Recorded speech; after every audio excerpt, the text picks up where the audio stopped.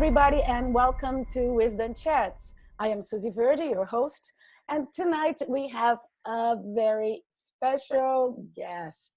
Oh my God, I'm so excited to interview Maryann Ridini Spencer. Maryann is an acclaimed author, and her first novel, Lady in the Window, was the winner of the 2017 Best Book Award.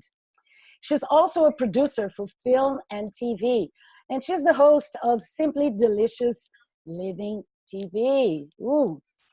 Maryann is committed to creating, writing, and producing content that entertains, inspires, educates, and uplifts. Oh, I love that. I love that. Welcome, Maryann. So I'm very curious to hear about how did you find inspiration to start writing this book, and how did Kate Grace came into being? Okay. Well, I knew from a young age that I wanted to write a novel. First of all, I wanted to go to Hollywood and make movies. That was huge for me. I would tell my friends at a young age, at like 9 years old, we were playing in the driveway, and one friend was saying, I'm going to get married and have like 6 kids. I'm going to do this. I'm going to be a nurse. I'm going to go to Hollywood and make movies. And so I was trained in theater and film and TV. And when I landed a job in Hollywood, my first job, because I was a producer writer at a local station during college, I worked for CNN. Mm-hmm. During that time, I was writing. I was working as a freelance writer for newspapers and magazines, as well as for television. And I knew at that point I wanted to write a cookbook. And I also knew I wanted to write novels. But it would be much later before I got to those two things. And it started, the whole idea for Lady in the Window, getting back to your question, I was out in Cutchogue, a little town, the North Fork of Long Island, which is a beautiful Currier and Ives town. It was where my parents used to live. And I thought, this is such a quaint, cute place. I think I'll place my novel here. And I started kind of playing around with an idea, but at that time, the name Lady in the Window, the title of the book, came to me. And I knew that I wanted to write about a spirit helping their loved ones on Earth, or spirits helping their loved ones on Earth. I don't know why. The thought came into my head, and I wrote it down, put it away. And when I started to work on the novel, maybe a year later, I placed it during World War II, Alsace-Lorraine, and I started writing 3 chapters. And it just wasn't working for me, and I put it away.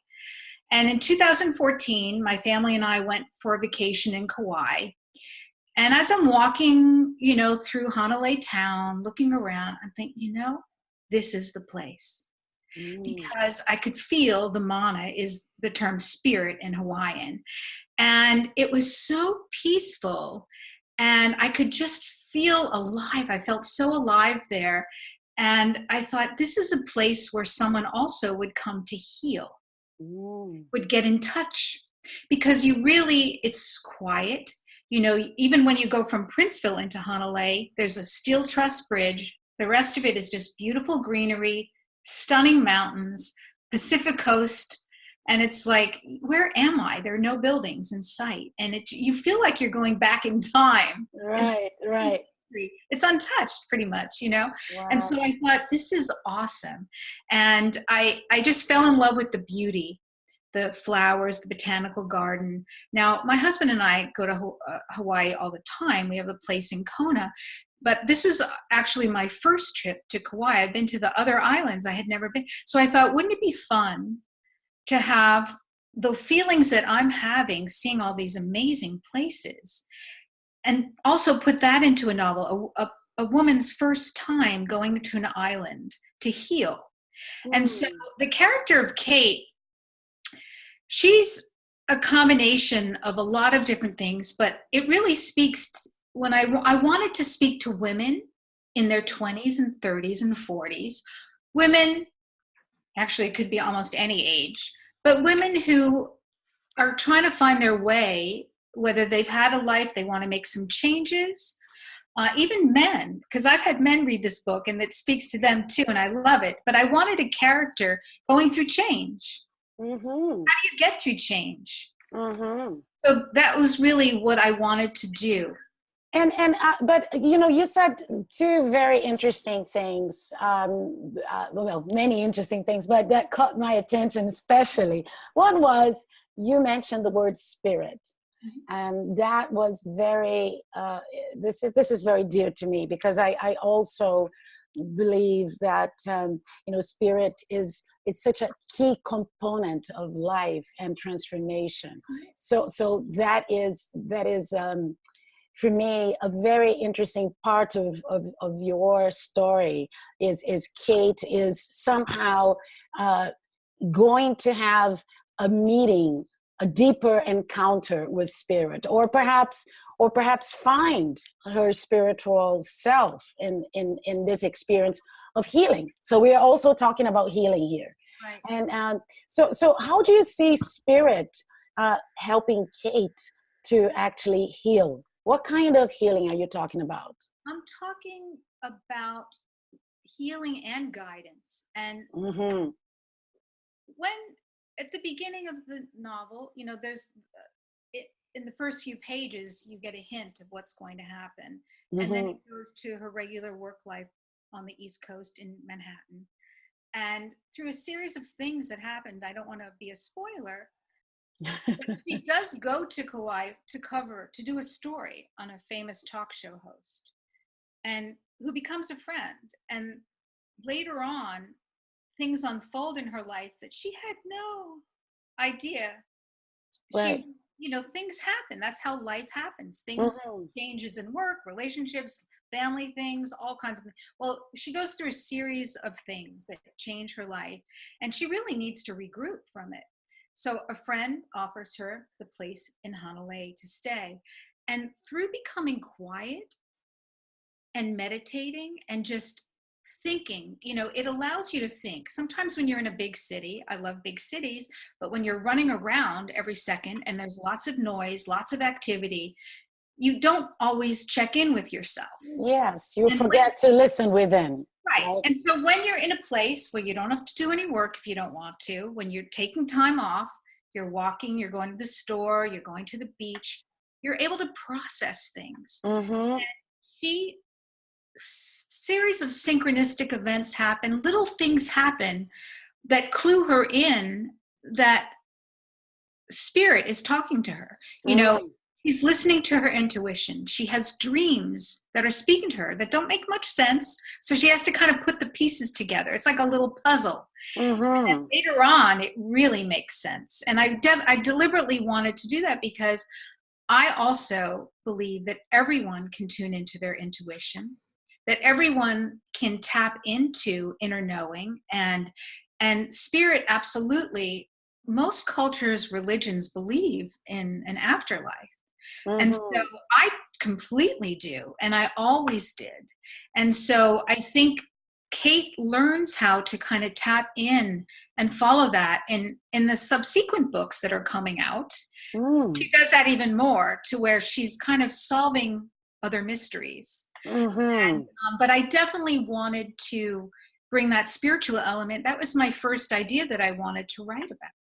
And you said you were most passionate about sharing your message with young women that were going through transition or coming out of crisis.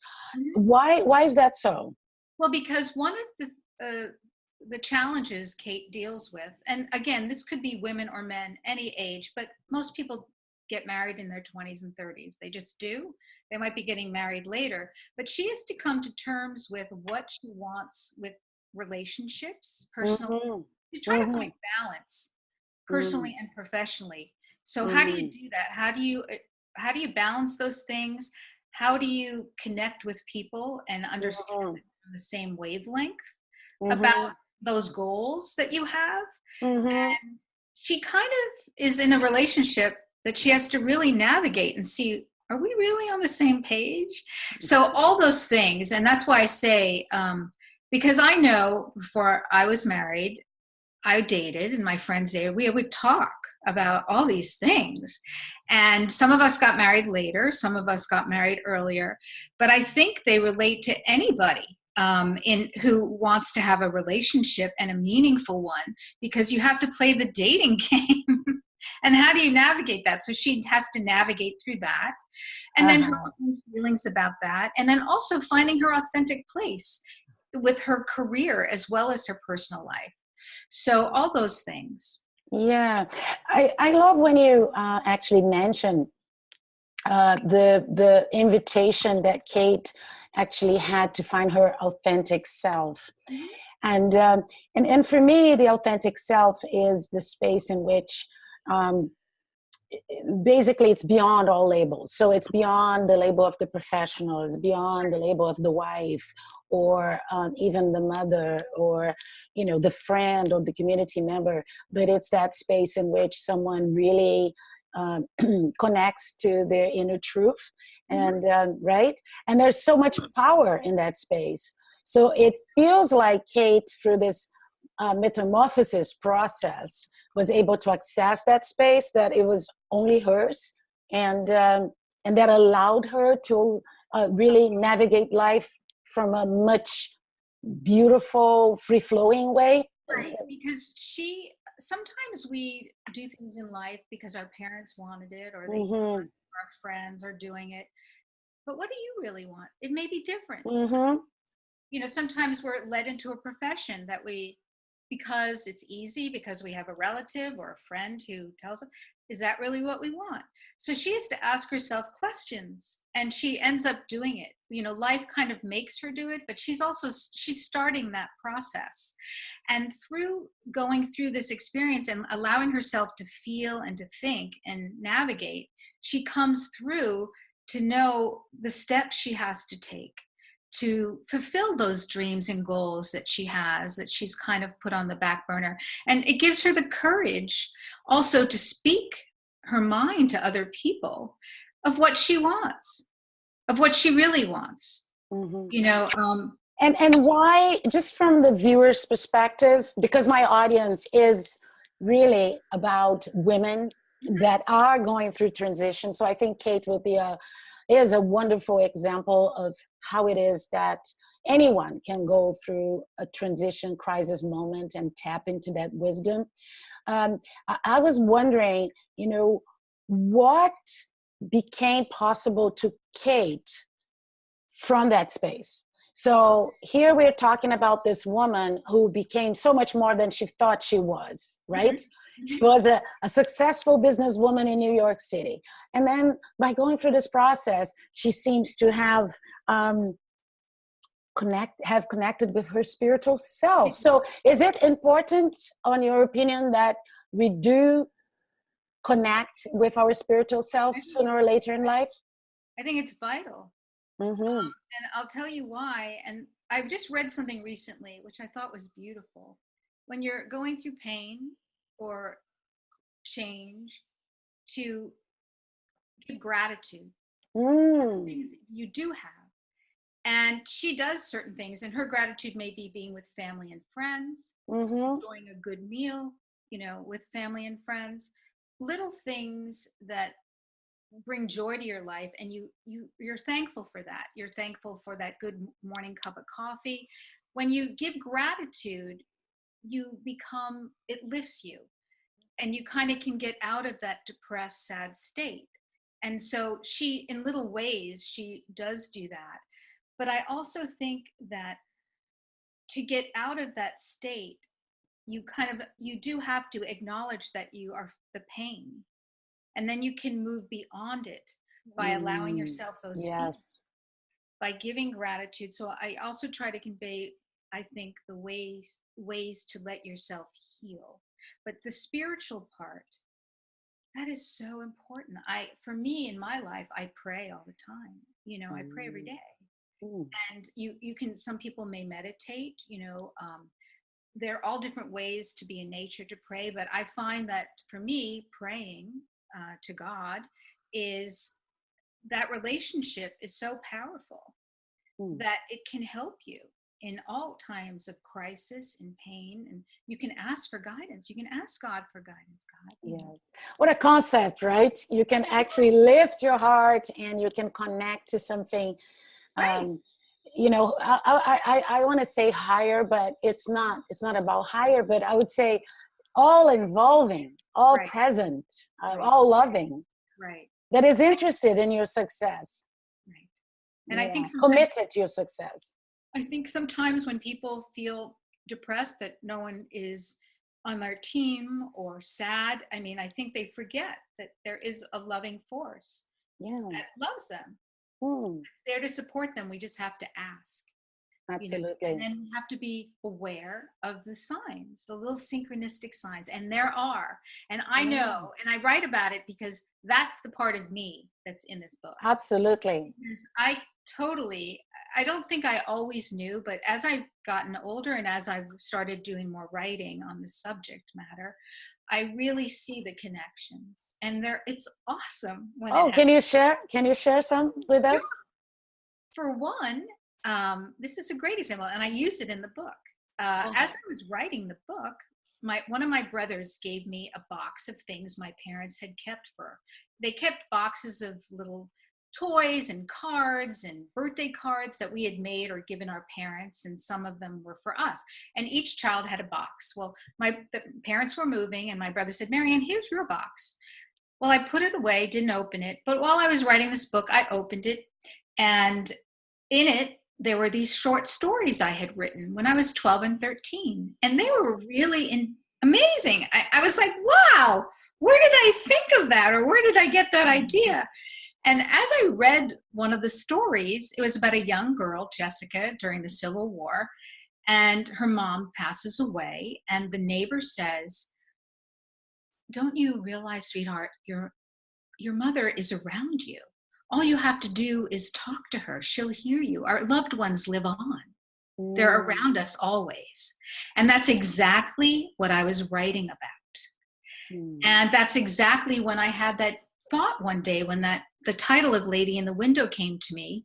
I knew I wanted to write about how our loved ones guide us from beyond. And I'm like, oh my goodness, here I am writing about it. I don't know where I got that idea at 12. And I just thought the whole thing was so synchronistic. And I had tons of things like this happen while I was writing this book. But a synchronistic event, actually Carl Jung coined it, where situations that seem not together are really something that makes sense. And I think that there is so much of that in life. And when you say, "Isn't that a coincidence?" Well, that's a synchronistic event. That's how you can kind of, capture that. Yeah. For me, synchronicity is that wonderful universal force that links everything to everything else. And then without you putting conscious effort, you just kind of magically start to witness how it is that things are coming together. Right. Perhaps at first moment, randomly, but really, according to a much higher wisdom, and then within a different timing sometimes, Right. Within a different shape maybe of what we have imagined before. But always in a very win-win situation, in the context of a win-win situation. I like to say that God's deals are always win-win. It's the universe is always preparing win-win situations for us.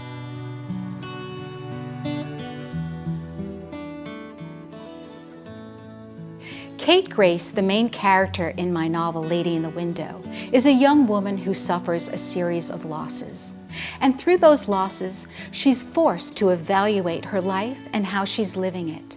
And by keeping herself open and consciously aware, she discovers in very mystical ways that those we love never die, and they surround us and guide us always. As humans and spiritual beings, we're all connected, and we all have intuition that we can tap into if we're open and we keep ourselves aware of the signs. And in my novel, Lady in the Window, the main character, Kate Grace, does just that. How? You'll have to read the book. I originally intended to place the book in a different setting, but in 2014, my family and I vacationed in Kauai, and I just fell in love with the island, and I thought it would be a wonderful backdrop to my novel, Lady in the Window. I found it to be a very spiritual, healing place. I could feel the mana, and I wanted that in my novel. The Hawaiian word aloha is not just a greeting. It's a way of interacting and living in the natural world. It's love, appreciation, caring with all your friends and family, your ohana, and loving life and having that beautiful spirit, that mana, that shares with the world and unites us and brings us together, not apart, and knowing that we're all connected.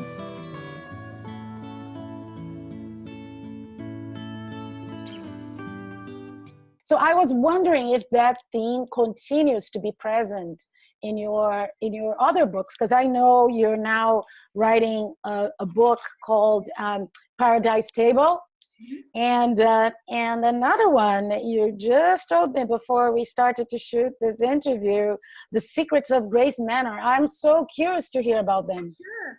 Well, the Paradise Table picks up where Lady in the Window leaves off. It's a sequel. And Kate is still learning how to hone her intuition, understand her dreams. And in this particular situation, there is something that happens that kind of brings up an old crime that was committed a long time ago. And so she solves it through her intuition. And it's the way that she does it. And it involves the entire community. So there's a crime that happens and they have to, she has to navigate that.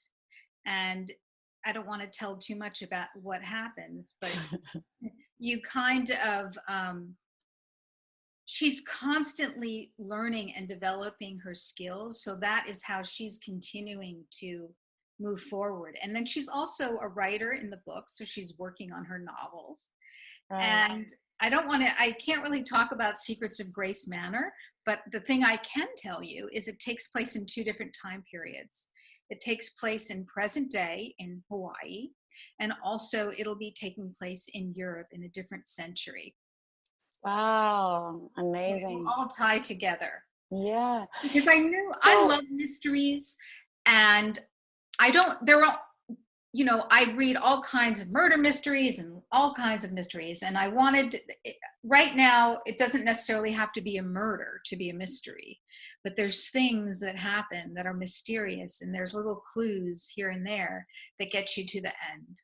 So I was wondering here, Maryann, if you could share with us a little bit about your creative process. There's a lot of people that come to me and say, well, I don't feel creative, or I really don't know how to kickstart my creative process. I wish I could write. I wish I could do something more exciting with my creative energy, but I don't know how to start. And here I'm listening to you, and I'm almost like imagining your mind being open to all those characters and timelines and wisdom and mystery. So how is it that you actually open yourself to channel this inspiration? Well, to tell you the truth, I started writing screenplays first. And I had always been, as I mentioned earlier, a reporter, lifestyle writer, lots of TV and print, magazines, newspapers. In the early 2000s, a friend brought me a book, a beautiful book. It was called, at the time, The Last Valentine. And I read it and I thought, I love this. And I'm going to try to see if I'm going to write the screenplay. And so I did, and I worked from an outline, and it became The Lost Valentine, and it was republished as The Lost Valentine as a novel by James Michael Pratt, but Hallmark Hall of Fame and CBS made it with Betty White and Jennifer Love Hewitt, and it became one of their classic films. I think it aired in 2011.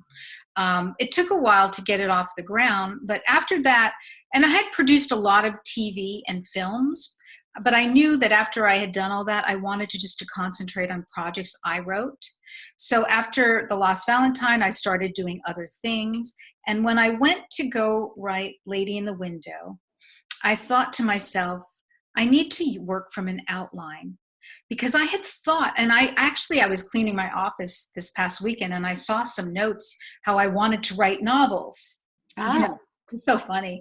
And then, but sometimes it gets daunting. You sit in front of a computer, and how are you going to spit out like 400 pages, and where are you going to go? Where do you, like, oh my gosh. But if you have an outline, it's so much easier because the work goes into the outline. You have to figure out where you're going, where to put clues and plot line, and who the characters are. So you do a lot of work before you start sitting down to write. And then when you sit down to write, I take out my outline. I actually do a chapter by chapter, 1 or 2 lines, what's going to happen. And then I go back and forth over that a million times until I feel really good about it. And sometimes I might change it midway as I'm writing, but I kind of know where I'm going. So when I sit down, the freedom comes in knowing where I'm going. And then the characters can talk to me, as I'm writing. Or you can like embellish things and do a lot as long as you know where you're going. What I hear you say is that sometimes by creating a structure that is that works for you, that supports what it is that you're going to be working on, what you're actually doing is you're creating a cradle so that everything can sort of be nicely arranged in that space. And so you're helping yourself in the process of being creative.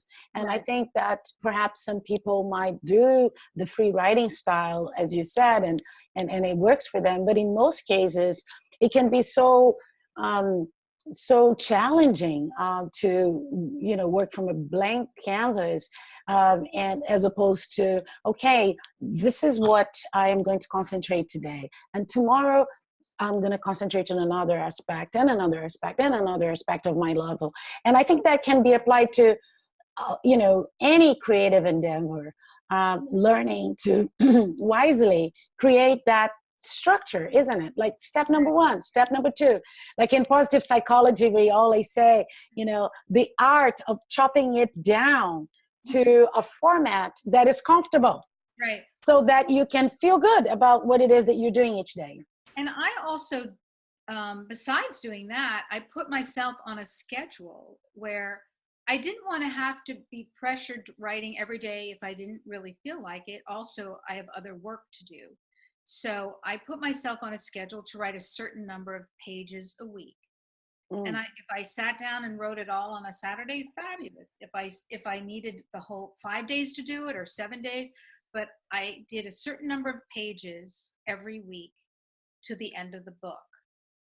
And that also made me feel good. It made me feel good. It makes you feel good while you're writing that you're accomplishing something. Yes. And I don't think, for me, when I write, I kind of just have to get it out. I have the outline, then I get it out. I don't go back and reread what I wrote because I would be changing things too much. I do that later, after I finish the book. But there's a lot of freedom with an outline. And sometimes, and when you're starting to write a book, you could be driving in the car, taking a shower, things will pop into your head. Oh, I should have the character do this or say this. So you keep notes. You can add that in.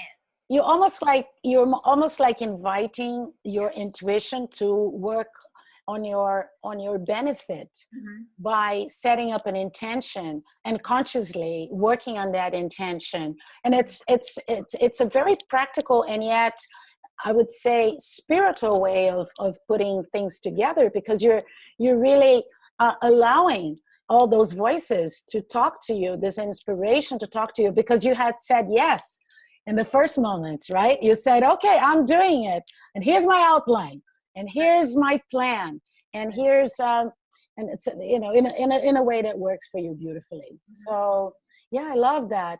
You know, there's so much you have to teach, Maryann, to people who are on a journey of becoming writers, through your passion and just discipline. So I hear, which will be your strongest skills? I hear passion, I hear discipline, I hear intuition, I hear purpose. You have to have all of that, I think. Yeah. It's hard work. It's long work, a long hour. You So know, why you do it? Why is it important for you to do it? I feel like sometimes I need to get it out. It's like I have an idea and it needs to be expressed, and you don't feel good. Like sometimes when I don't write or I don't have the time one day, I don't feel as good. But when you get it out, oh, it's just like freedom. You know, it feels really wonderful. And again, I think I told you, I always knew I would be doing this. It's just like finding the time, the discipline, getting the process for me was finding the outline process.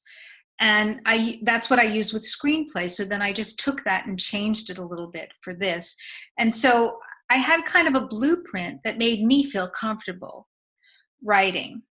Okay. And once you get through that, you have the confidence to continue and do more because you have done it. But it does take a lot of going back and looking at and, you know, tweaking here, tweaking there. But again, I think you have to get through the first book, go back and edit, leave a little space in between, because you have to get away from it. And then your eyes, you see things differently when you go back to it.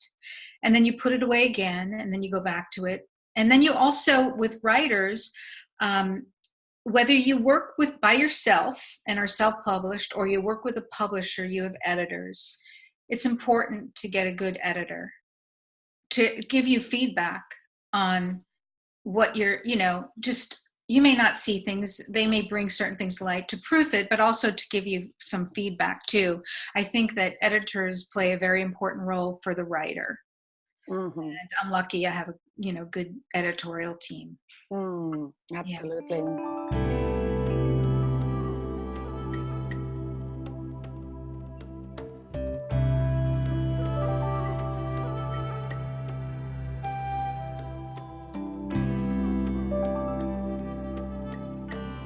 And at one point you said, well, Lady in the Window is the perfect remedy for the stresses we all experience. I love that. Well, tell me more. Tell me more. I experience lots of stress. And I think through Kate's journey and following her to Kauai, she travels around the island to these wonderful places that she loses herself in: the botanical gardens, the beauty of Kauai, the landscape, the mountains, the people, the delicious fresh food. So when you're stressed and you allow yourself some time to be in nature, to enjoy a wonderful meal that's lovingly prepared, that's fresh ingredients, that kind of thing, it just lightens you and it refreshes you. And one thing that I've always loved to do, and I've always loved to do this, is go to the water, go to the beach. Luckily, I've always lived around or not too far from the beach. And I find it to be very cleansing and healing and just, calming.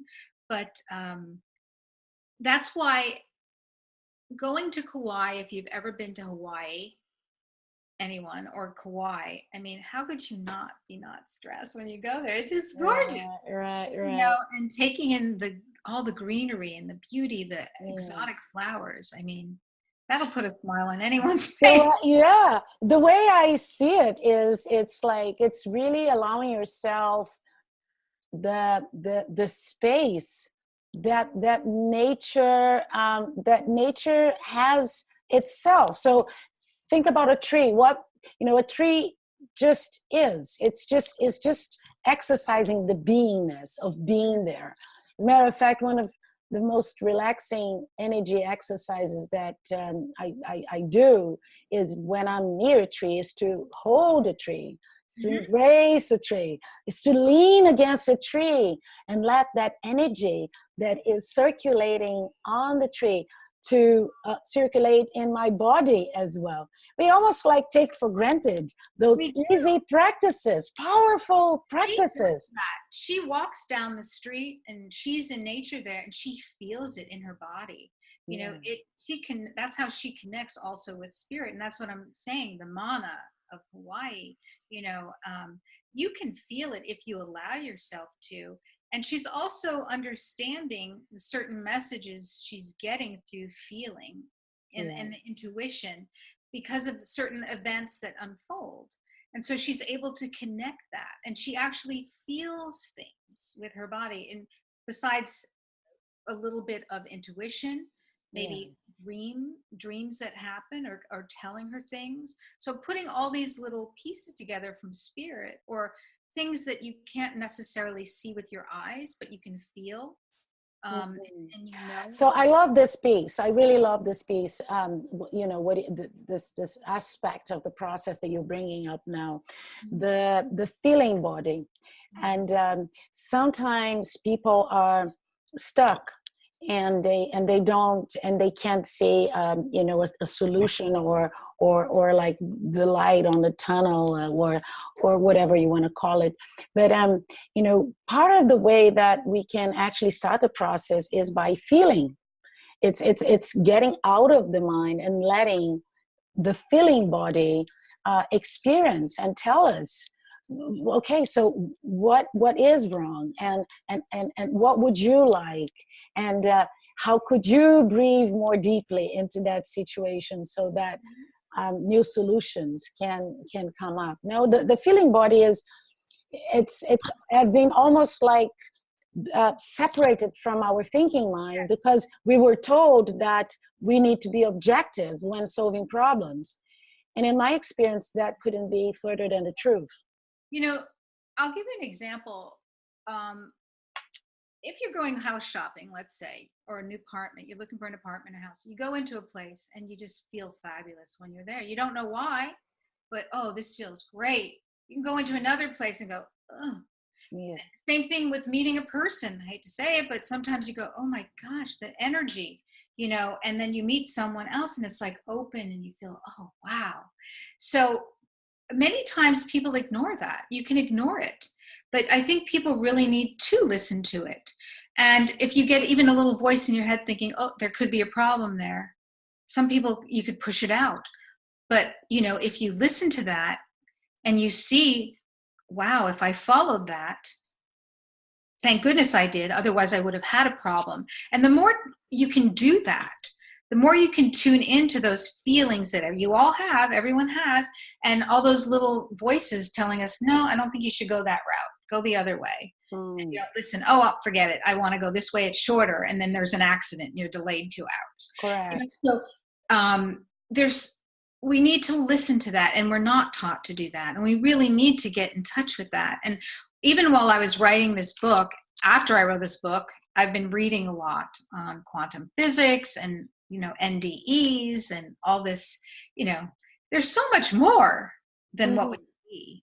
So I just love that. And life is so exciting. It's that way. Absolutely. And I would just add to what you said that perhaps people were thinking like, but how do you do that? And in my experience, part of the reason why we don't have access to that, or, you know, I personally run my life according to that principle. But for people that haven't, it's almost like a way of being that needs to be awakened. Would you agree? Yes. And also cultivated.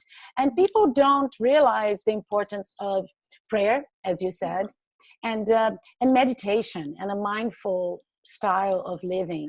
And I'm going to say something, and I would love to hear your perspective on this.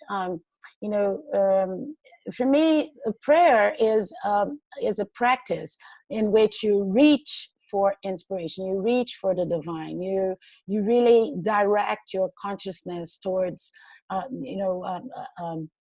a higher intelligence that you're a part of, but that also you want to grow into. So there's a kind of moving towards. Whereas quiet meditation can be a moment in which you're receiving. You're like open and you're receiving. And they're almost like, it's like kissing and being kissed, Right. embracing and being embraced. And it's so fundamental to create that dialogue that before you realize you were more and more open to that kind of subtle signals. They're happening. But, you know, some people sometimes cannot even see them. They're so close, but they can't see them. I think if you connect daily with prayer, you'll find that you can handle obstacles or stresses better. Mm-hmm. And I just find that in my own life. And you don't feel alone. You know, you can feel that someone's got your back. And that's the way I put it. And if I'm late getting up, because I like to pray early in the morning and at night, but sometimes if I'm got a very hectic day and for some reason I delay it, I know that it doesn't feel as good to me. And I know starting my day that way and ending my day that way feels, you know, it just feels complete. And I just see a difference that it's made in my life. And you can get strength from it. And I think that's important for everyone, to feel connected that way. To feel connected that way. Yeah, exactly. You say at one point that we can tap into intuition and open to signs all the time. And I guess your character, Kate, was in a learning process when she arrived in Kauai, right? She didn't know how to do that. Mm-hmm. So Kate is a little bit of all of us in search for that deeper opening and transformation. Mm-hmm. I think it surprises her, you know, at first, because it's like, wow, what happened there? You know? Yeah. You know, it's like, but she's aware of it because she's relaxed. She's not running around. Right. You know, she's allowed herself to kind of take a break. So, but then she realizes when, you know, you think of it, this has happened for a while, but you never really put the pieces together. But she's in such a place where she's able to do that, you know, in her life. And I think we all can access that. We all, like you mentioned, you can do exercises, and there's meditation. You can do yoga. You know, yoga's a great way to also get in touch with that. But there are many different ways to tap in. You know, you can tap through your dreams, through feelings, through going through your day. You can get an intuition, a thought. You know, there's so many ways to tap in, but you have to be aware of it. Absolutely. And so, having written 3 books around this theme, Maryann, I'm really curious to learn from you what is really important that people know at this point in time in terms of their personal process. If all of us had a Kate inside, what is really, really important for us to know at this point? That there is tremendous joy to be had on earth by giving gratitude, loving your family and your neighbors, by recognizing the connectedness of us all, and kind of appreciating that, enjoying that. You know, in the books, there's a lot of getting together and enjoying a meal. You know, she goes home to be nurtured. We do that for each other. That's the most important thing, the loving and the connectedness, the kindness. And that's also part of the Aloha spirit, which I say, you know, I like to write themes of Aloha. It's love, tolerance, acceptance, understanding, recognizing the connectedness, helping your neighbor, you know, all these things. Because I do think that we can affect the world and what's going on in it. And it needs to be uplifted. You know, and we need each other. We're all part of each other, whether we realize it or not. And so we have to, if we have that understanding, we'll treat each other better. We'll Yeah. treat each other with more respect. And that's part of the Aloha Spirit Law, actually, which is an actual law that's on their books.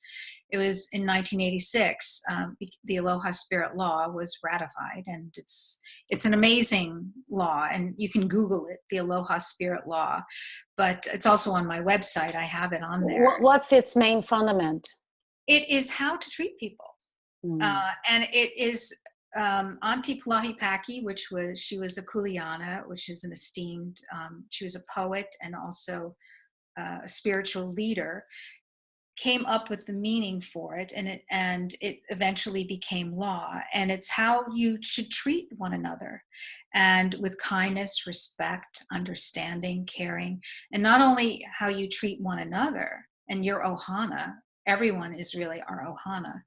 How you treat the earth with respect and care, and using environmental sustainability.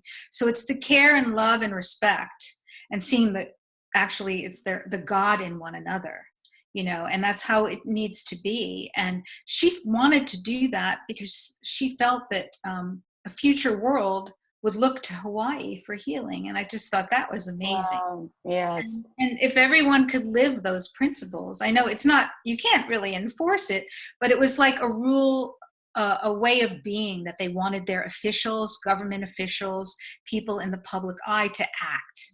And also the residents, so it's that kind of, aloha spirit that I think is beautiful. And I really see the value in it. And I know it resonates with how I like to be. Absolutely.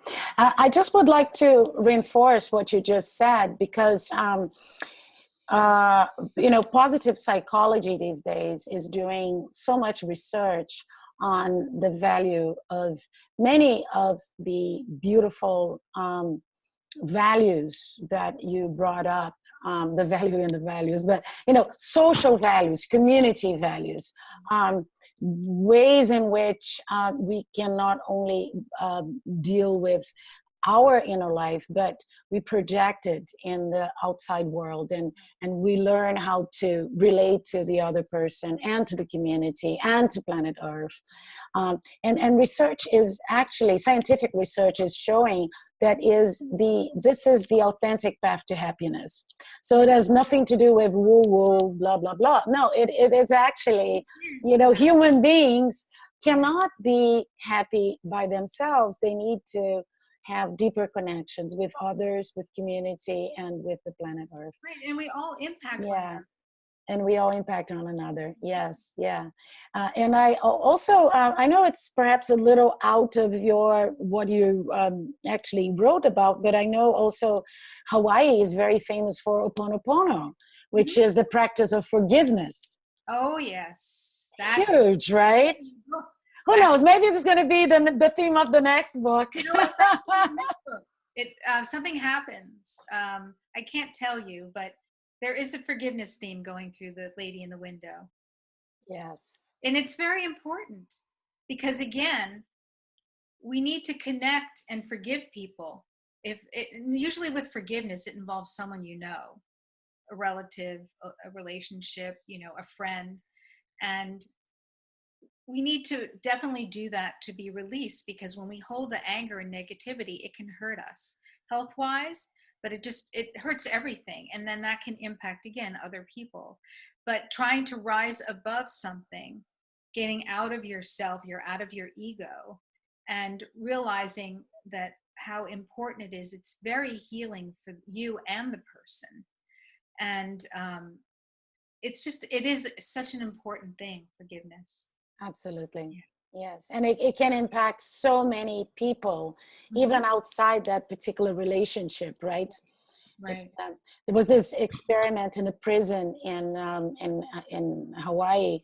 I don't recall all the details now, but basically, the act of practicing Ho'oponopono, which is a forgiveness, beautiful step-by-step method of forgiveness, has impacted the whole prison, has affected the community. So yeah, it's wonderful. It's beautiful. So Oh my God, this is just so amazing. I'm thinking like, everybody should read The Lady in the Window, because it's a guide to how it is that we can actually be rebirthed into our true spiritual selves, and be inspired by Kate to actually apply those beautiful principles in our lives, right? It was not just a magic, by Brendan that she felt so transformed. It was because she did some very beautiful, serious work in herself first. Right. And then as a consequence, she started to see the world with different lenses. Right. I love it. So, Maryann, can you just share a little bit what you're doing right now? I mean, besides, I know you do so many things. Oh my goodness, it's just amazing. What a creative woman. Writing the novels, I'm working on another cookbook, Simply Delicious Living cookbook, that I love cooking and I love developing recipes. I've done it all my life. I've entertained, but I was doing a lot of producing of cooking shows for different networks.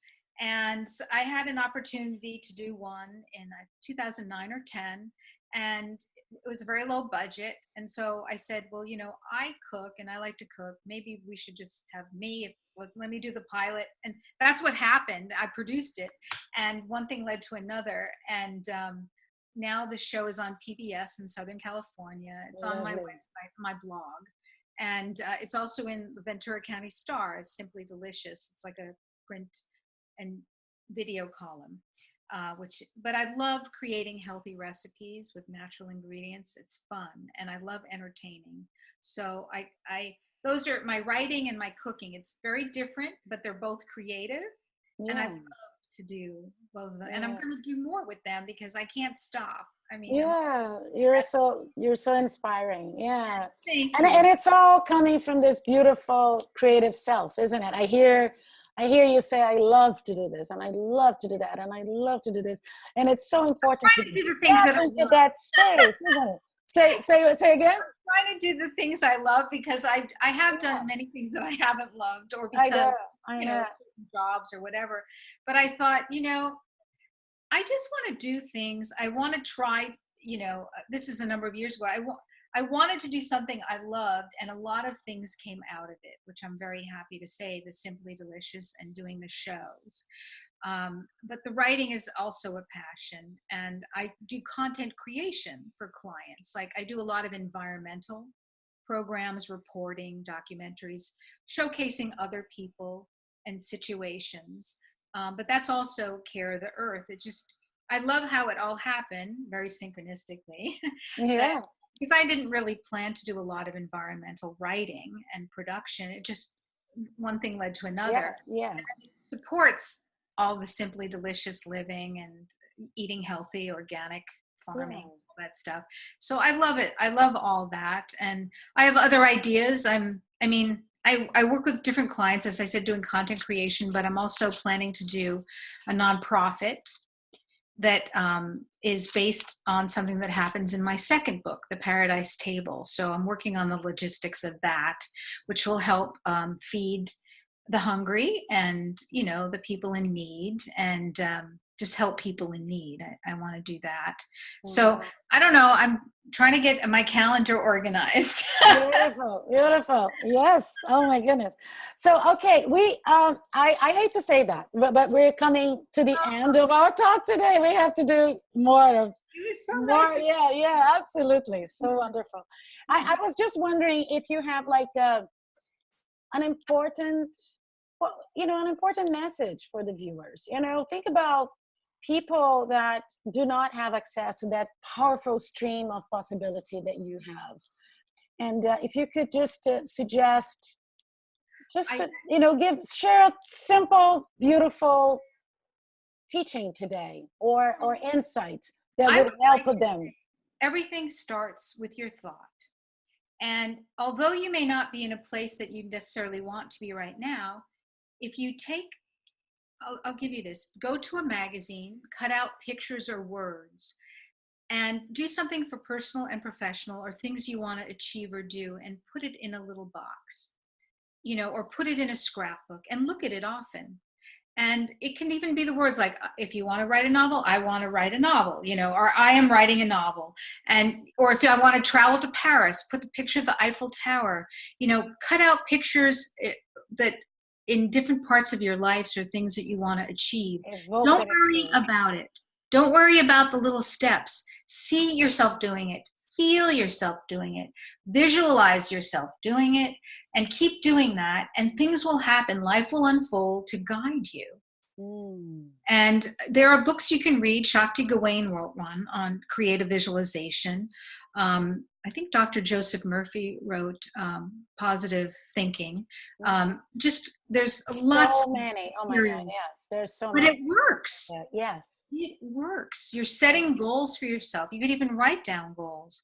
Yes. But I think you may not know exactly what your dream is, but let your mind, let your creativity go, and you'll find that there will be a way to do it. Just allow yourself to indulge in that feeling of pleasure, of joy, of what you want for your life, no matter where you are or what stage you're at. Because, you put limitations on yourself.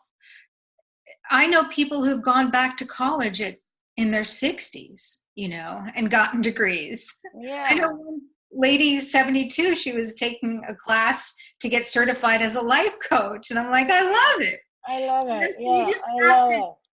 Just enjoy it. Don't worry about age. Don't worry about anything. Come from this space of possibility, right? Coming from this space of possibility. And love, and give gratitude for what you have, because that'll also help your spirit. Yeah.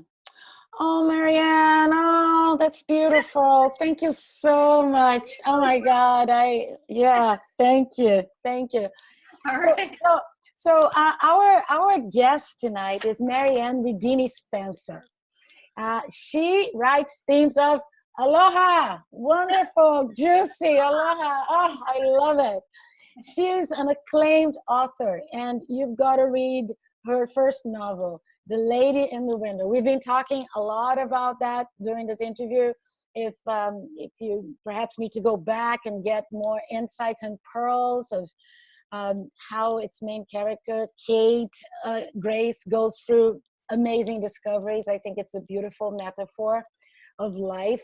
And the book was a winner of the 2017 Best Book Award. This is amazing.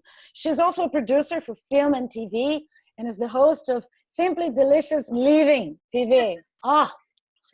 And she's committed of creating, writing, and producing content that entertains, inspires, educates, and uplifts. So I'm feeling so uplifted. I'm glad, because I wanted to feel positive, and I wanted to spread that, and I wanted to do stuff I know that would make me happy. So that's beautiful. That's beautiful.